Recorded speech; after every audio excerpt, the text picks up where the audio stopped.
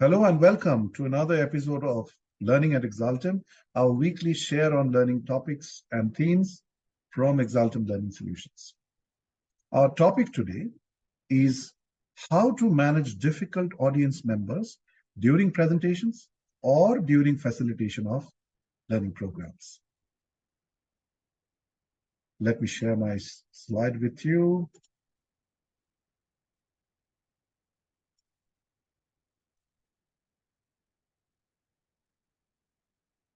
So how to manage difficult audience members.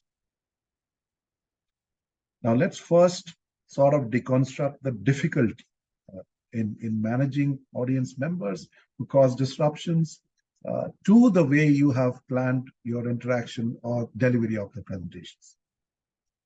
So essentially, these are roadblocks to how you had visualized or planned your delivery of the presentation or facilitation of the learning program will go.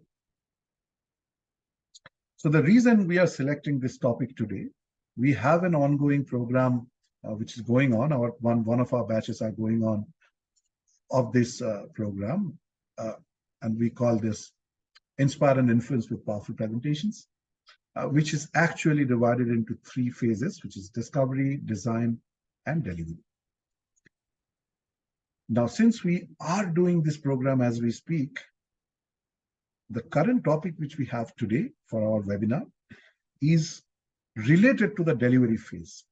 That while delivering your sessions either virtually or in person, what are a few difficult audience members archetype you can meet while delivering your presentations or your facilitation of your program, and how essentially do we deal with that? A few tips and techniques. So let's have this conversation. So first of all, a few difficult audience members archetypes. We'll take up each of these archetypes. I'll share a little bit about my experiences, and I'm sure you would be able to relate to each one of them. I'm sure you would have also encountered some or all of them during your various deliveries of presentations, which you may have done yourself, or you may have been in the audience and you would have encountered this. Okay. So there are many other types also, but I have selected a few which are more common, and I'm sure you will be able to relate to this as I share and explain each one of the archetypes. So essentially, how the audience member becomes difficult is they cause disruption in the way you had planned to deliver the presentation. Okay. And this could be an in-company presentation, it could be an external workshop, or it could be speaking at an engagement. So essentially, the way you would want the delivery to go, difficult audience members sort of comes as roadblocks to it. So let's look at each one of them. First, the joker, also known as the clown. Now, the clown or the joker, they would come across and crack jokes. Of course, they fill the room with energy when they do that. But once they start doing it too often, and particularly at a time when you are making, as a presenter or as a facilitator, you're making a serious point, if they do that at that point of time, that could cause a serious disruption to the way you are running the presentation or the facilitation. Okay. Now, where are they coming from? So actually, the joker really loves to, hog the limelight. And they know the best way to do that is actually make a trivial comment, crack a joke, and the audience keeps on laughing. While once or twice, that may be okay. But once this happens, regularly, it is not only distracting and disturbing for you, it could be seriously distracting and irritating for the audience as well. So how do you deal with the joker? So the first thing is, you cannot come very strongly on them, but at the same time, you have to establish your authority as a presenter or facilitator. One of the ways I have done this is involve the joker by asking very specific and targeted questions to them on the topic. Once you do that, you are not only inviting their opinions and insights and thoughts on that targeted question, you're also putting the joker on the spot. And the audience expectation, along with yours also, is, what's your contribution to the agenda? Now, it's very important that the positive energy of the joker is channelized in a way which does not disrupt the way you are delivering the presentation. The problem is, if you come down heavily on the joker, that sorts of also creates negative vibes among the audiences. So the trick is to involve the joker in the discussion, in the conversation, by focusing energy on him and inviting his thoughts and opinions by asking specific targeted questions on the subject which you are dealing with. The next one is the critic. That they thrive on actually sharing their opinion more often than not, which is counter to what you are sharing to the audience. And the problem becomes even more complicated if you are an in-company, you're doing an within the organization presentation or a facilitation, and you have a senior leader sitting there, and he or she makes a comment or critiques which is absolutely opposite of or contrary to what you are trying to present or train on. How do you deal with that? How do you deal with a critic? And the problem becomes even more complicated. So if you have more than one critic and they are actually really vying to hog for limelight just to make their point, now how do you deal with them? So let's say as a presenter, you are having critics and they are not senior leaders. So remember, the critic's objective is to not just make a point. Their objective is to draw attention by saying something which, sort of tells the audience that they are very well known, they know a lot about the topic which you are discussing. They want to come across as an expert. So how do you deal with that? So one could be, as far as possible, integrate the comments of the critic into your flow of the presentation, if that's possible. It may not be possible every time. Because if they're saying something absolutely counter to what you are trying to tell, then it would be important for you to also sort of confront that point, saying that so that a counter message to what you're trying to tell the audience or teach the audience does not go. One way of doing that is use the audience as your ally. Remember, the audience is one of your biggest allies, and they want you to succeed as a presenter or a facilitator.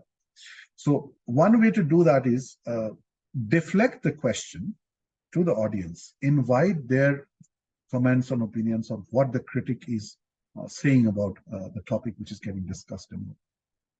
And you'll be surprised how many times you would actually see audience members stepping out and stepping up to support the topic which you are discussing or your point of view. The other way to do that is, for the critic, it's important to make their voice heard. So you could use what we call the parking lot technique by saying, hey, that's a very interesting point, and I would definitely capture this, and we will definitely revisit this during a later part of the session, so on and so forth. And many times you would see they won't even bother, they won't even remember that you were supposed to come back on a topic which has been put on the parking lot, what we call as a parking.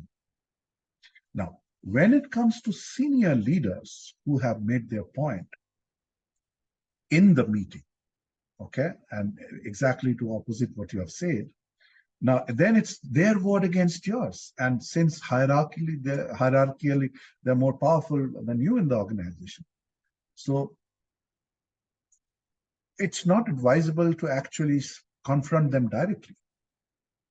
So hence we in the Inspire and Influence with Powerful Presentations program, we say that the preparation is 90% success factor.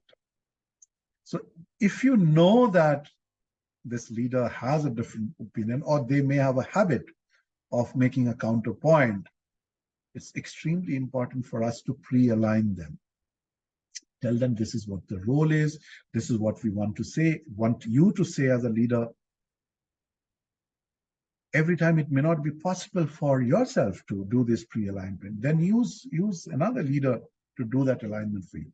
Because if that's the regular penchant of saying something which is contrary to what is being said, it's extremely important that we anticipate this and then prep the leader so that they actually support what you are saying. Okay. One thing, whether you are within doing an in-company presentation or an outside, what is never advisable is never confront the critic directly, because they get energized by debate and they would love to actually debate with you, and your complete agenda may get hijacked in the process. Okay, so we shared a few tips and techniques. One could be deflect the point to the audience, use the audience as an ally to put the counterpoint. Something, if it's possible to integrate their points, it's not absolutely contrary to what you're saying. Try and integrate that point and move on. Thirdly, you could use the parking lot technique, saying that, okay, that's an interesting point. We will come back, we'll revisit. You may not have to do that many times because the critic would love to get their voice heard and move on. And finally, if it's a senior leader who has a habit of doing this, or they may say that, it's anyway extremely important that we do a pre-alignment with them, saying that, okay, this is what I'm talking about. Are you okay with this? And maybe use them as an opening sponsor to say this, because once they have taken a stand to what you are trying to say, they will still be the critic, but they would be speaking in favor of you. And of course, as a senior leader, their voice is well heard across the organization. Yeah. Now let's go to the next one. Now this is an interesting one, the uninvited panelist. Imagine a panelist who is there without invitation and all that. Now, like the critic, the uninvited panelist also loves to make their point. So they get a lot of energy by being in the limelight. Many times they're in love with their voice. They love to hear their own voice saying and all that. But the difference with the critic is they are actually saying in favor of whatever you are saying. They are speaking, reinforcing them with maybe their own thoughts, comments, examples, shares, all that. Now you may say, so what's wrong with that? They're actually speaking in favor of what I'm saying, right? Nothing wrong with that. But it becomes an irritant when they keep on doing that. Every point you're making, they try to add on to that, to their point. Now, this may cause a significant threat to your credibility and control as a speaker or presenter or a facilitator.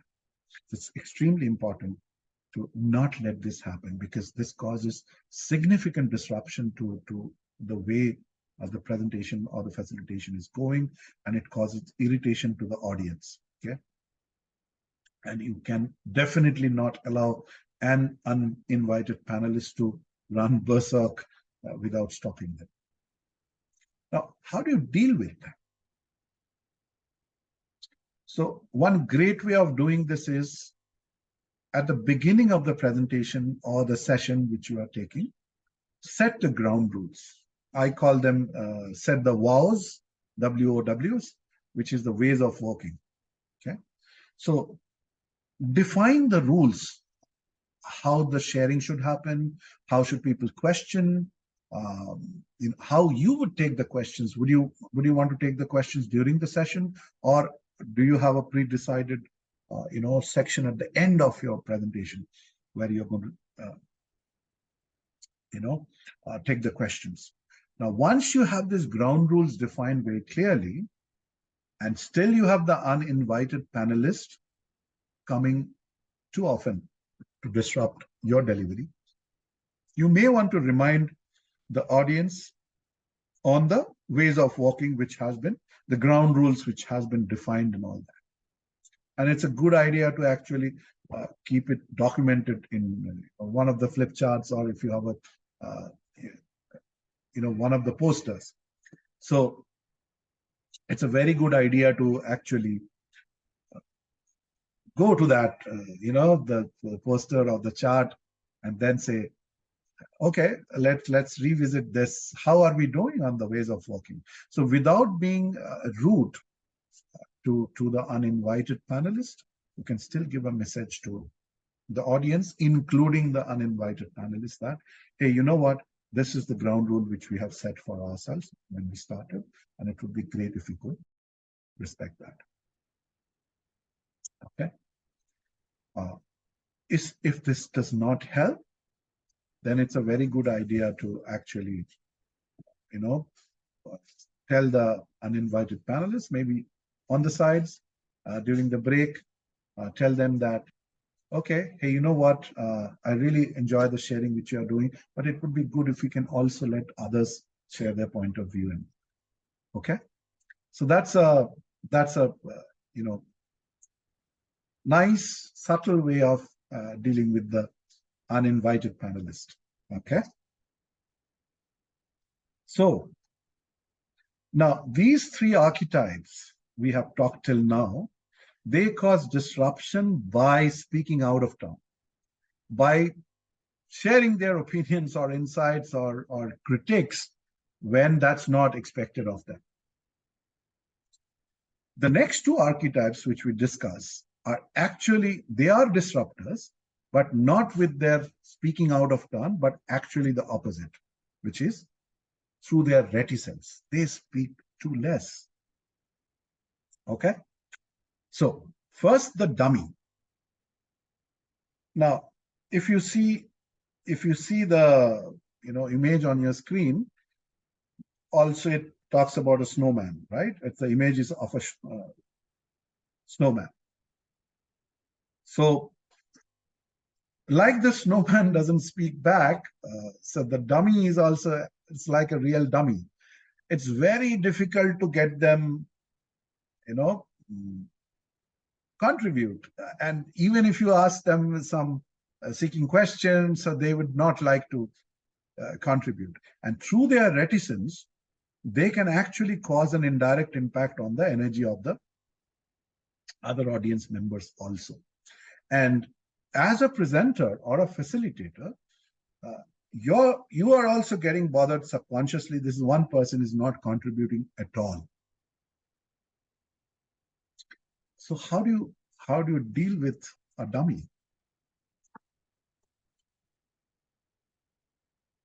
So one of the great ways to involve, the contributions from the dummy is, first be very gentle with them. So don't rush them. Their preference is they take time to warm up and then share their, contributions, opinions, insights. It's very important that we are patient, be respectful, and be willing to give them the time for them to warm up and contribute. And then once they are settled in, you might want to explain the question and then wait for the audience member to contribute. And you'll be amazed to see what kind of rich and deep insights the so-called dummies could also be contributing, and this could really, really enrich the conversation. So be gentle with them, be patient with them, and then once they have settled down, ask a very specific, targeted question, explaining what you want from them, and then wait for their response. And you'll be amazed how a so-called dummy would contribute to the conversations and make it so much more engaging and enriching. Finally, the other reticent type of difficult audience member is the negative vibes. So unlike the dummy who are just, black expression, they don't contribute, they just keep silent. This archetype is just not silent.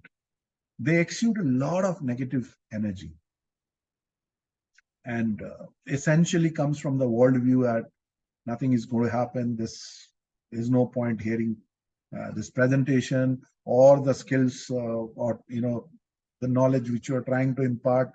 Nothing will come of it. So that's an issue of attitude and worldview of these people.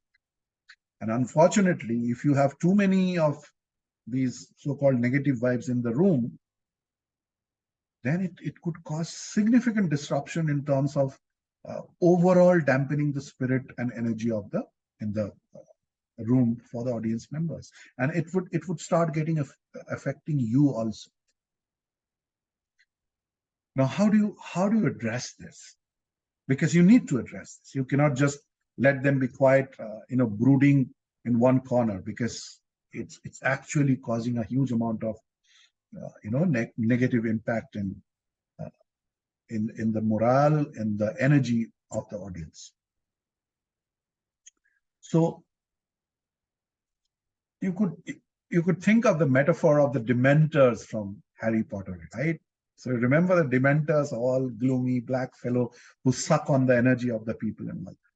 And if you have been a Harry Potter fan, do you remember how to actually dispel the gloom of the Dementors? Yeah, through light, remember? So how do you dispel the negative vibes which are coming out of this difficult audience members? First and foremost is by exuding your positive energy as a presenter and a facilitator. You are excited about your key message which you are wanting to share with the audience. So be excited about it, and that excitement will also be infectiously spreading in the audience. Secondly, the other thing which you can do is use audience members who have high energy, or who are your allies, who are willing to contribute and all that. Make them shine even brighter. That's another way to do that. And then, so these are indirect ways of dispelling the negative energy which is coming out from the negative vibes. When it comes to directly dealing with the negative vibes, be patient with them, be smiling at them. Smile is infectious, right? If I smile at you, you would find it difficult not to smile back at me. And so smile at them. Try to give your positive energy towards the corner of the room where the negative vibe or the negative vibes are sitting. Try to involve them in a soft way without being too pushy and all that. And when we do all these things together, you shine brightly as a presenter, use the bright audience members, and also involve them in a subtle way, you would see the negative vibes more often than not. They would be taking slow but sure steps towards contributing. And one thing is for sure, every audience member would start getting energized with your energy, with the energy which is coming out from your allies in the audience.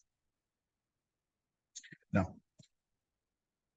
we have talked about a few archetypes of difficult audience members. There are other archetypes also. One thing is very important to remember, that however difficult an audience member may be, they're never more powerful, they're never more overpowering than the presenter who is completely in sync with what they believe in and with the way they say things, the way they do things, and the overall impact of their presentation. So a presenter or a facilitator who is in perfect sync, they would be always successful in overcoming the impact of the difficult audience members. And I'm sure most of the time they will not remain so difficult as they go through the presentation or your facilitation. So at Xaltem, during our Inspire and Influence with Powerful Presentations program, we also share our proprietary framework, what we call the Being, Saying, Looking, and Doing framework, also known as the BSLT framework. In this framework, the being is at the center. This is the answer to the most fundamental philosophical question, which is always make human beings wonder from the beginning of civilization. Who am I? So a presenter or a facilitator, or for that matter, any person who has a very strong self-awareness and is in perfect sync with what their strengths and superpowers are, they are able to actually integrate what they say in terms of the content which is coming out from them, be it a verbal content or the content in their slides or the tools, how they do. So the saying and doing needs to come together, because the doing is the body language, the way they speak, the voice. And once there is a perfect sync between saying and doing, magic happens. However, if there is not a good sync between what is being said and the body language supporting that, the speaker or presenter may come across as inauthentic. For a presenter who is very strongly connected with the self, including what they deeply believe in, the saying, doing, and looking comes together. And nothing can be more powerful than the impact which the presenter can create. And the presenter can always inspire and influence with powerful presentations. And our message, which we give from Xaltem during our programs and every time when it comes to speaking, presenting, or facilitating, it's very, very, very important to remember you are the presentation, not your slides, not your tools. You are the presentation. So hope you liked our session today on managing difficult audience members during presentations of facilitation. If you like this, don't forget to like this video and do subscribe on our channel, because every week we bring a new episode of Learning at Xaltem, which discusses contemporary thoughts, ideas, inputs related to learning, presentation, facilitation, and communication. So have a lovely week ahead and see you soon in our next episode. Thank you so much. Happy learning and see you soon.